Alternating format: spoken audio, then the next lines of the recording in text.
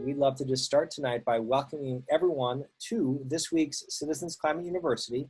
It's a weekly webinar program of Citizens Climate Lobbies that provides CCL supporters like you and I with access to in-depth training opportunities on topics relating to climate change and effective climate advocacy. I'm your host, Brett Cease, and tonight's specific topic is on sunny day flooding and climate advocacy.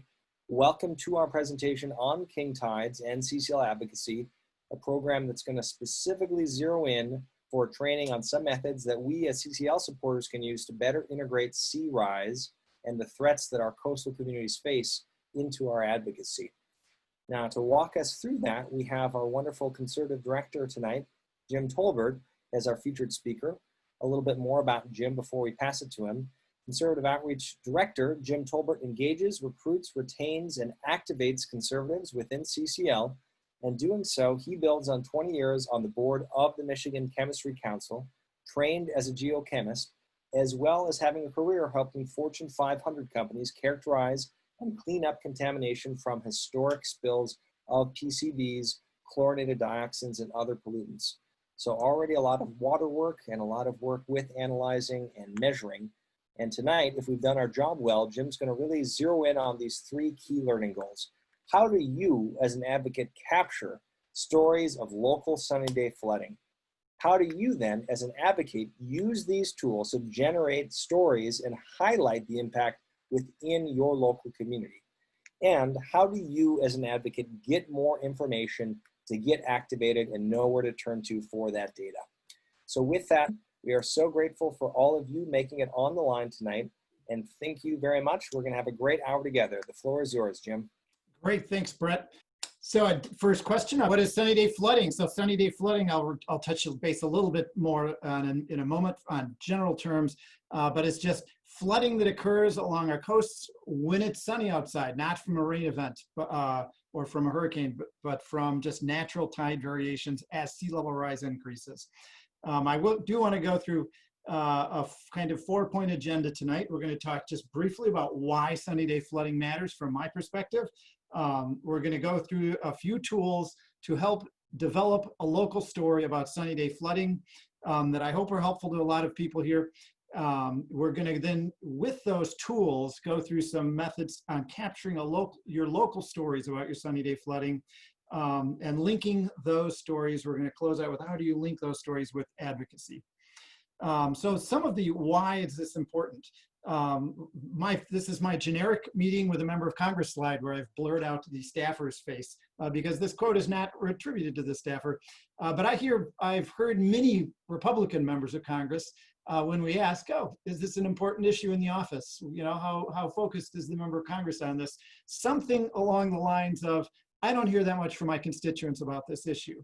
And I often see people kind of wilt and go, oh, they're just placating us. They don't hear much from their constituents. What a poor reason not to be doing anything about it. And I view that as an opportunity. If a member of Congress ever says, I don't hear enough about it from his constituent, to me, they made a mistake, because what I will try and do as a grassroots organizer is make them hear about it until they finally say, stop. I even had my member of Congress walk into a meeting, and when we asked him, are you hearing more about it? He started laughing and saying, don't you kid me, I know what you're doing here, after we did a calling campaign and kept like all the staff in his office picking up the phone about climate phone calls. So a big piece, when a member of Congress in a coastal district, if a member of Congress in any coastal district says, I don't hear enough demand for this, that's on us. That is clearly on us. We are the grassroots organizer. We need to bring that message back. So that is in areas where we have coastline that has tidal impacts, the burden is on us to get the message to our member of Congress from the grassroots that are being impacted. When you look at what this means for Congress, there are 24 states with coastlines that have tides. That's 58 senators. Of those, 19 are Republicans that are extremely important. There are 39 Democrats that are also extremely important, but this is almost a filibuster-proof majority if you could get the states that actually have a senator that should be really, really concerned about this engaged in this. This is extremely important issue in the Senate, especially as we are struggling to find or even a Republican senator to come along and co-sponsor. There is a broad swath in there from North Carolina over to Texas, where we have a lot of Republican senators we could target. Next slide. So it is very important in our strategy of what are we doing? In my work on conservative outreach, and I think this plays over on the Democratic side, but not as important. When you're speaking to conservatives, it is really good to link to local impacts. It is hard to argue against the local impacts that are happening in your community. And next slide, sunny day flooding is the local impact that's happening across the coastal districts. Sunny day flooding is an issue that you can get in front of your member of Congress constantly, over and over and over again. And just as a unique opportunity, right while I was getting ready to present this, NOAA just issued a brand new report called 2019 State of U.S. High Tide Flooding, another word for sunny day flooding, with an outlook for 2020. And the link is in there. When you download these slides, you'll have all of the links. And not only did NOAA issue it, of course, the New York Times covered it, Scientific American covered it, but Fox News Digital also covered it with a reasonable article that you can forward to your conservative friends and say, hey, here's a topic I didn't know if you'd seen, with a Fox News link in it, and maybe a link to the NOAA report also. And so back to what is sunny day flooding. I do want to cover this because I had often been calling this king tide flooding. And there are a bunch of terms that many of them are somewhat unscientific. Sunny day flooding is what I'm going to be calling it. NOAA calls it high tide flooding. It's just the flooding that occurs at your highest high tide or at an exceptionally high tide. Sunny day flooding, high tide flooding. Some areas call it nuisance flooding. Different regions may have different words for it. I've often called it king tide flooding. It is also associated with your spring tide. So the spring tide is the highest tide each month. You have a monthly cycle with the moon going around the earth and the earth going around the sun. And with the moon going around the earth on a monthly cycle, you have a monthly tidal cycle where there is a couple days, a day or two each month where you have your highest tides. That is the spring tide, when your sunny day flooding or high tide flooding usually occurs. And just another term to throw in there. So a lot of those can mean the same thing. I usually don't use the word spring tide flooding because many people think, oh, as opposed to fall flooding, like this happens in the spring, as opposed to no, spring tide happens once a month, and it's as opposed to a neap tide. Perigean spring tide is another. It's just getting really into technical stuff. I did put a link there for those of you that want it. That's a nice just connector on visualizing how this flooding links into the lunar cycle. So these terms are really not that critical to this talk. I just wanted to present that depending on who you're talking about it, they may use a different word back to you, and it's good to maybe figure out the word that they're using and use that phrase. In different parts of the country, they may refer to it differently. For the most of this slideshow, I'm going to be talking about sunny day flooding, but these stack on top of each other is about the same thing, the period when you have your highest tide. So I'm going to go through a little piece here on documenting your local impact. And this is some tools to help you understand when you can go and where you can go, develop your local stories. I know there are people on the call that are very adept at this already. There are people on the car that, as John said in the beginning, put their boots in the car each morning to figure out if they're going to need them to get home at night. So some of this may be repeat for some of you, but I really wanted to go through this because this presentation, I think, could be appropriate to even hand like to a college student that want to do a special project for your chapter, or even to a high school student, or to a team, an action team in your chapter that's saying, hey, let's figure out how to use sunny day flooding in our advocacy. Predicting your spring tide or your sunny day, the spring tide that would drive sunny day flooding is really very easy. This is a monthly chart so this shows 31 days across the bottom, 9/28 to 10/28. Okay, so it's 30 days across the bottom. And you can just see here, the tide, the daily tide, double tide cycle is shown. And there's a peak, and the height of the peak depends on the location of the moon and the location of the sun. So all we're talking about are the peaks that are the highest is what sunny day flooding is when you would expect it to occur. The actual tide, the actual water level also depends on wind direction. It depends on ocean currents, El Nino versus La Nina, as well as on the Pacific. Some of the Pacific currents can impact the ocean sea level where you are. So the tidal cycle is not the only impact.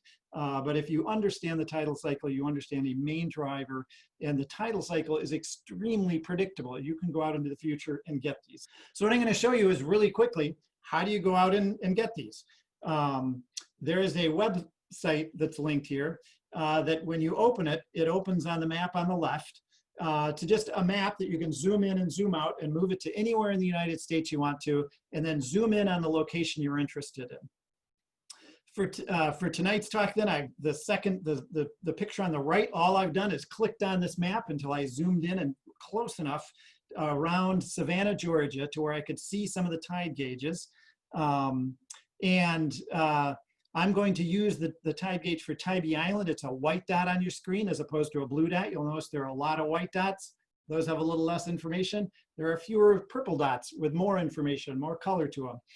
But if you click on that Tybee Island gauge station image there, if you were in there and clicked on it, we'd go to the next slide, and this is what would happen. You would draw up a little info block on Tybee Light, Georgia. And from there, just click on the station home, and we'll go to the next slide, and it would take you right to this next slide. And on here, you would just simply go to the tides and water levels and go down to the NOAA tide predictions. So very easy step-by-step process here. And you click on the NOAA tide predictions and it takes you to the next graph. And again, you can download this presentation if you want to find your way through this. It takes you to a graph that shows you 2 days of predicted tide on the top, today and tomorrow. It all starts with today and tomorrow. And it shows a green line where we are in today's time. And on the bottom, it shows you today and tomorrow in the from to. You can pick any dates you want in that from to window as long as it is 31 days or less. And then click the plot daily over on the right, and it will bring you to a plot for that future date.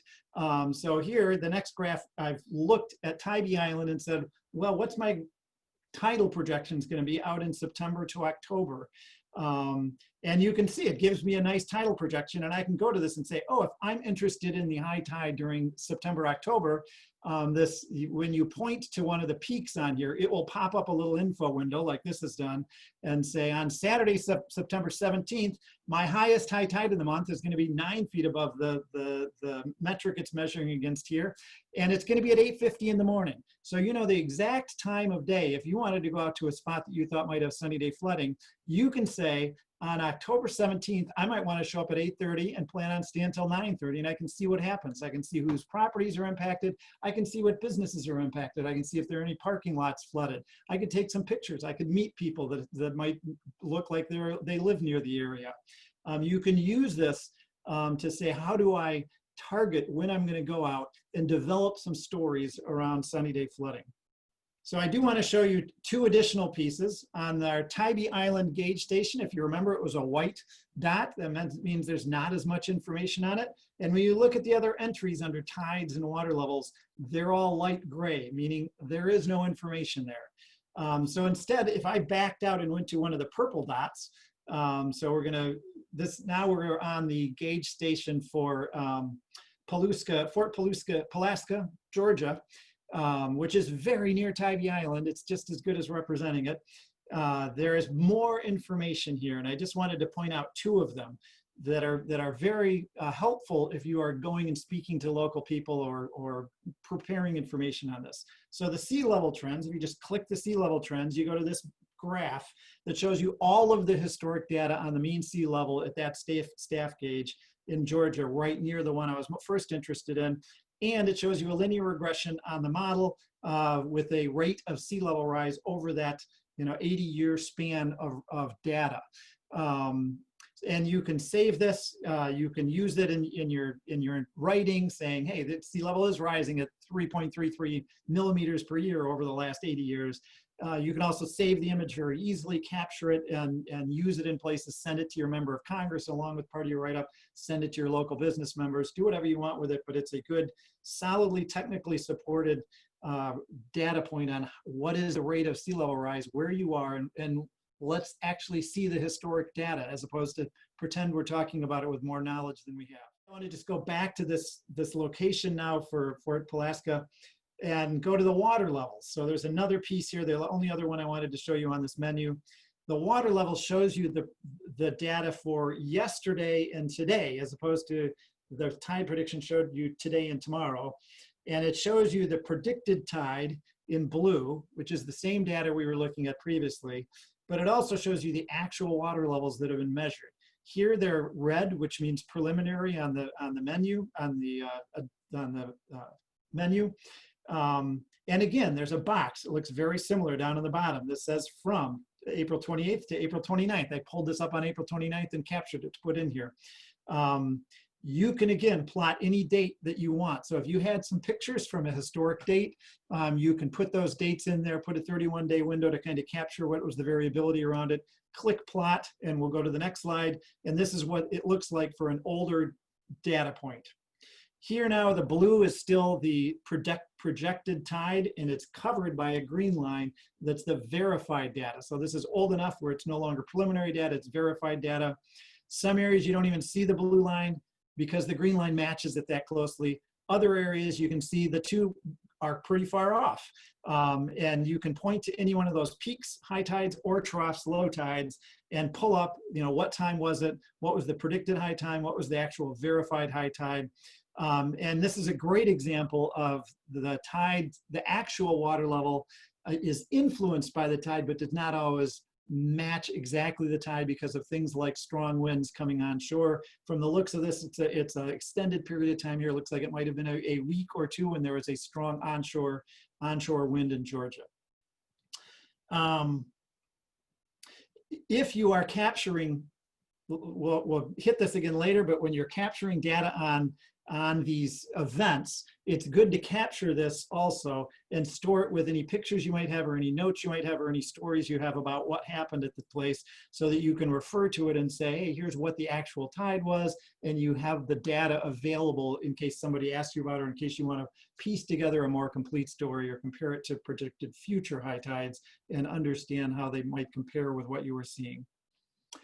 So another tool, so that really, if you have an area you're interested in, the NOAA tidal data really can help you isolate when do I expect the highest tide.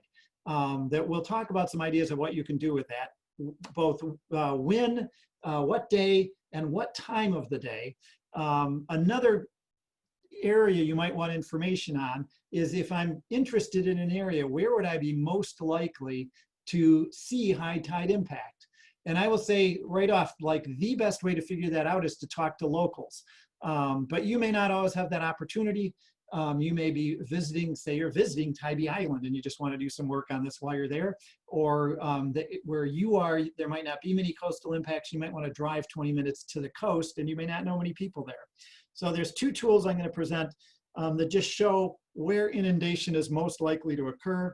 And these links are in the slideshow, so you can pull these down or you can just Google them. Climate Central is a nice tool that is showing what land is projected to be below annual flood levels in 2050. And this just points to areas that right now on the highest high tide might see some impact. So I specifically pulled up this part of Tybee Island because it shows a residential neighborhood there in the southern part of that peninsula, that when you look at the map, it's a residential area with a bunch of streets in it that you might want to go to, and you might want to check that out. And the next slide shows a different tool that's very similar. Both of these you can zoom in and out, so you can zoom way back, figure out where you're interested, zoom in. This one is from NOAA, and it lets you say, what would this area look like with how many feet of sea level rise? It's a sea level rise viewer. Both of these are based on a topographic model evaluation of what's going to get flooded, with a GIS system that's just saying, where's the water, what's my topography in a topographic map, and presenting some data to you. And this shows the exact same thing for Tybee Island. It shows the same residential neighborhood here with some light blue on it and some green on it, saying, with sea level rise, these are some of the first places that are going to get flooded, just at static elevations, and they're areas you might be interested in. If you're looking, you wouldn't want to be looking out in the areas that aren't showing any color here, because they're high enough you wouldn't expect any impact. These tools can help you say, if I want to go drive around an area and look for areas that might be flooded, or go talk to people in a certain area and ask them, hey, do you guys have any sunny day flooding or high tide flooding, nuisance flooding here? These would be the areas you'd want to focus in on. And just one more tool that is much less specific, but this NOAA report that I mentioned earlier, I encourage everybody here to download it. I also encourage you to go and use the New York Times or the Fox tweet, Fox link and share it. But in the report, it has both projections on what's coming for the 2020 outlook, but it also has this map, which is a actual days with high tide flooding during 2019. And it presents some close-ups. So this map kind of is a decent summary saying, hey, here are areas where they're having 1 to 5 up to 20 to 25, depending on the color of the dot, days with high tide flooding last year, or in current time. All right, so those are tools for figuring out when the tide would peak and where you might want to look, kind of with the GIS-based ones where you can zoom in and zoom out, where you can get down to neighborhoods and streets you might want to go to and approach people on or explore during a high tide. But what do you want to do? What might you want to do when you're doing that?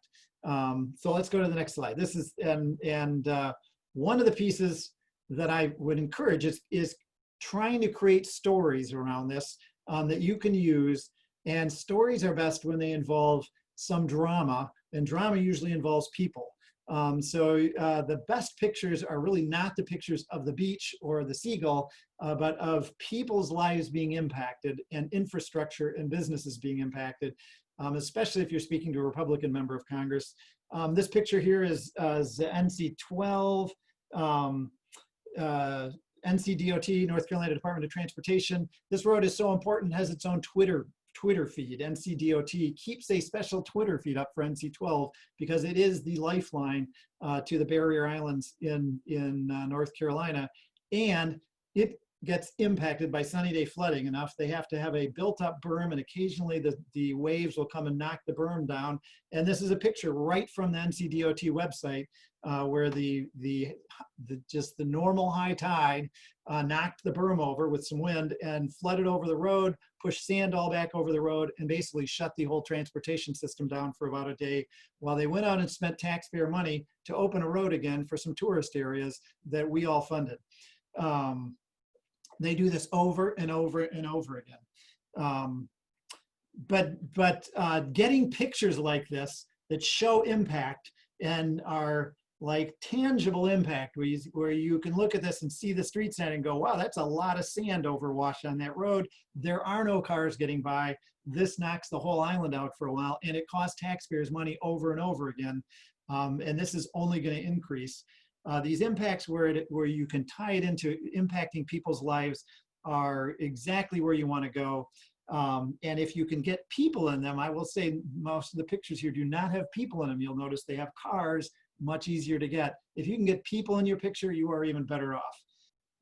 I would say if you want to know, so one of the things you can do with these pictures is create stories and shop them to your local media. I know some of the areas, like I heard from Charleston, the media is covering this a lot right now. Some of the areas, it might be covering it some, and you may want it to cover it more. You may be able to shop pictures and shop content to your local reporters. If you want to see the kind of pictures that media have chosen to use, I would encourage you to go to the Fox News coverage and the New York Times coverage for this 2020 NOAA report that just came out. These links are from literally like last week, and see what pictures national editors chose to use in their coverage.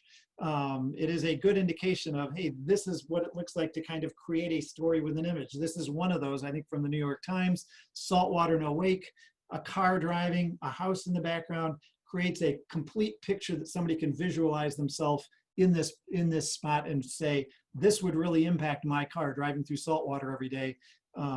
Yeah, that does have a price. You can also do really creative things and maybe go a little bit outside the bounds of what you would think is a normal exercise. So on this one, Brett's going to turn on a video that we can kind of watch. All this person did was set up a tripod with their camera on it and go into a time-lapse mode when they knew a high tide was coming based on the NOAA tide projections, and captured what this street looks like in Wilmington as the high tide comes in. This is part of their business district that where people obviously go. There's people like walking along here and businesses that count on this, these streets being open. And I just think this is an exceptional example of somebody just being really creative and saying, how could I create something that captures attention that you could use for a member of Congress? Here they used it in a local paper where the digital copy had this link in it. You could use it at a local meeting showing it behind you. There's so many ways you could use creative content like this that just makes you feel and makes you understand what's happening with high tide flooding. Well, that's good on that. Thank you, Julia Wall. I would encourage you to try and capture people's stories that you talk to locally at the same time about the impacts they're feeling. Some of you that expressed this at the beginning of the call are feeling these yourself, but also capture the date and time of your photo, the location where you were, like as accurate as you can be, northwest corner of blah, blah, blah. And some kind of just note to yourself that, yeah, this really was sunny day flooding. It wasn't a rain. It wasn't like after a rain event. And then I really recommend going back and capturing an image of the sea level with the actual water levels at a nearby gauge station after the event, so that you can throw all of those things into one folder so that you have a nice coherent story. And if an editor ever says, hey, we'd like to pick that up, if you're talking to a local reporter, these are really good to build those stories around. You've got the backup for it, and you can answer all of their questions and give them a whole package, a complete package, as well as you just then are very confident. There are a lot of pictures of flooding out there, of which some of them I question whether they're sunny day flooding or maybe it was river flooding, or is this even near the coast? Like having all this documentation would really help. To assist in storing that, the link here, we've created a folder system for Tom's climate coastal impact study, and you can click on that link, and there are folders for every state that has coastline. You can create, then if you go into those folders, you can create your own folder and create content folders within it, like March 26th photos, and put all your data in one spot. That way other people from the state can come in and get it. You can just point other people to the link. You may have 10 folders with a bunch of pictures in it, and you may want to point them to 2 or 3 of the pictures when they're getting ready for a meeting with the senator that you don't meet with, because maybe you meet with the other senator more often. Point people to the resource, they can go in and use it, and it's available and shareable for everyone. This is just an example. There's 3 more links. The Fox News, New York Times are great ones. This is 3 more examples of some media on local sunny day flooding. Many of you already have these in your local papers, but I did just want to put some other examples. What could this look like? These are very writable for op-eds. If you tie in a local impact with a picture, it may even be a picture of yourself on your own property, but it can also be a picture of somebody else on their property, and tied into the need to mitigate our impacts on sea level and not just adapt. I do know there's a need to push communities beyond adaptation. For those communities that are already addressing sea level rise, many of them kind of stop at the, well, here's how we're going to build our seawall, and here's how we're going to harden our shorelines. And you really want them with even just a little sentence in there to say, and we want Congress to act on mitigating. Even if they just say that without a policy, we're miles ahead. You've created some stories. What are you going to do with it? And you know when the future high tides are. A few ideas for what you might do. Next slide. One of them is meeting with local officials. Like, you can use your stories for for getting out in front of your mayors, county commissioners. And I know many of your county commissioners and mayors and local chambers are aware of this. Still good to make sure you're getting in front of them. Find the people that may be more amenable to arguing for mitigation and approach them. You can also host local panels, local discussions. I would, in most of these communities, you can find the groups that are already doing this and partner with them on trying to get a meeting where, next slide, where you drive past just mitigating and adaptation and talk about mitigation also. This next slide is a picture of Representative Faso in a farm in upstate New York. The reason it's a picture of a representative on a farm in upstate New York is because I don't have a picture where we've coordinated a meeting with a member of Congress for sunny day flooding area. It could be on your own property with some sweet tea. It could be anywhere. It could be the downtown location that we had saw that in a historic district that we saw the sunny day flooding. It could be a local, bar that's been there forever whose parking lot gets flooded out, and you invite them for an afternoon burger on the date and time right when the sunny day flooding is going to happen. You can invite your member of Congress. It would be a great location for a meeting with a member of Congress, just to say, hey, and maybe the people you invite to talk to him are all people who have properties that are being impacted by sunny day flooding. And that's the only reason. It might not even be to talk about our bills so much, but to say, we're all business owners, we're all landowners, and we're concerned about it. And we want you to do something about it. And if you do capture pictures, because we really want some pictures of members of Congress, you can also do it for communicating with your members of Congress, having people write their stories, taking a picture of the person where they write a little story if they can't attend in person, or you get permission from somebody and just create, you could even create like a notebook. Here's a whole bunch of people that are impacted by sunny day flooding. We want you to meet them. Here's a notebook of like 20 people with a picture of the person and their property and how they're impacted, just a little write-up on it. Next person, obviously, advocacy, getting your opinion pieces in, using this as good content.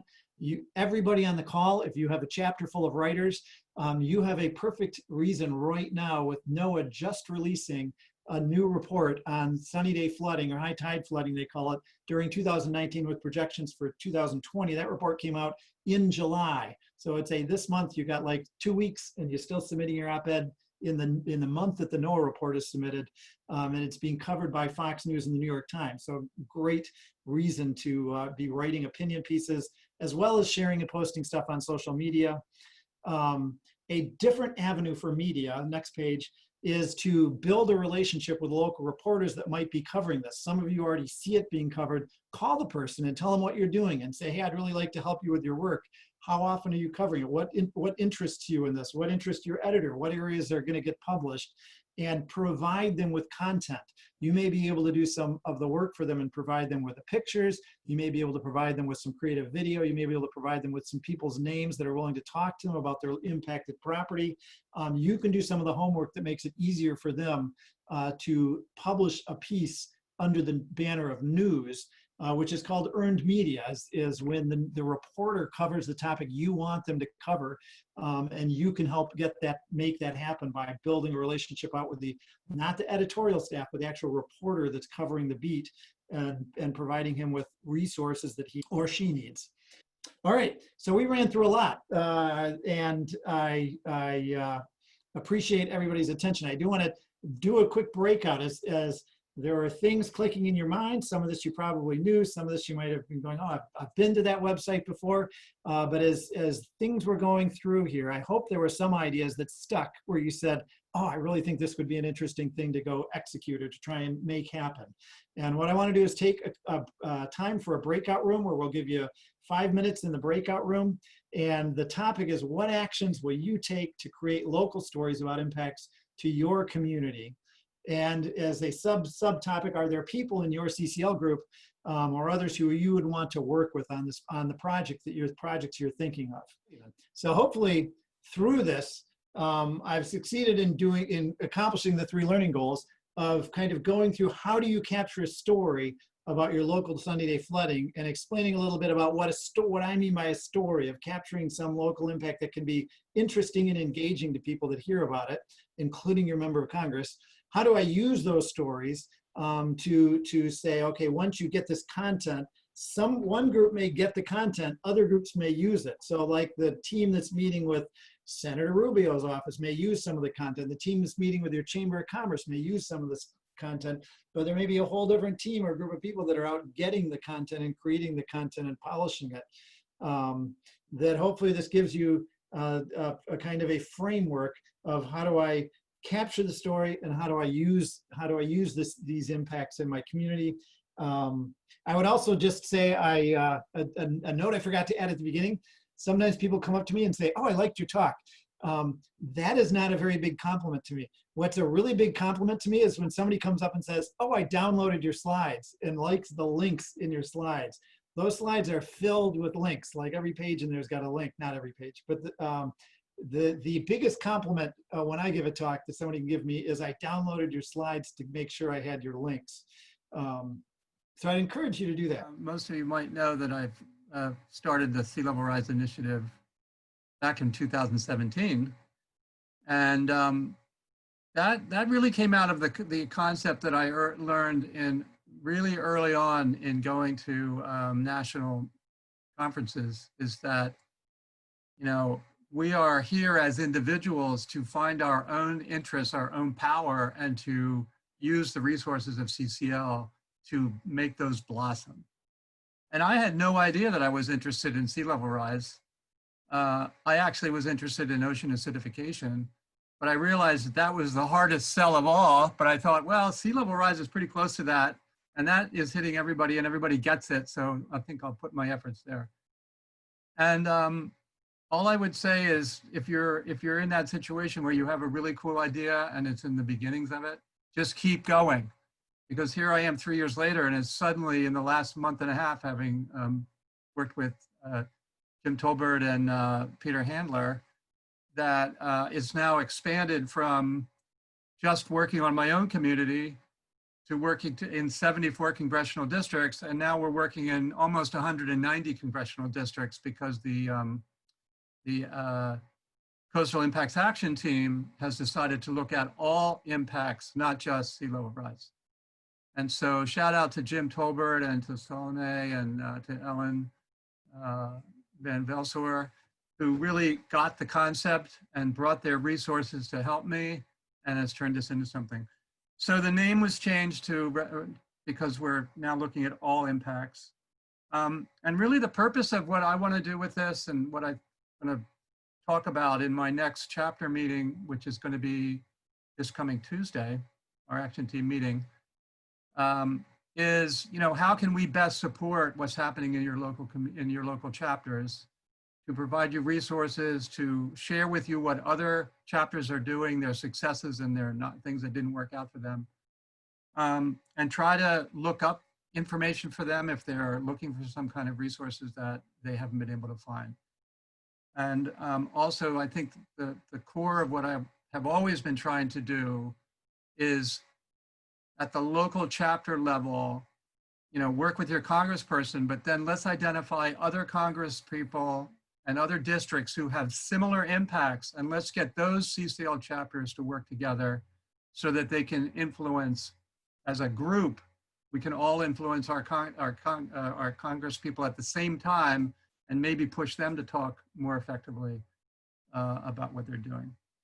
So we'll have a monthly meeting. It'll be on a Tuesday, the second or third Tuesday. It varies at 8 p.m. Eastern Standard Time, 5 p.m. Pacific Time.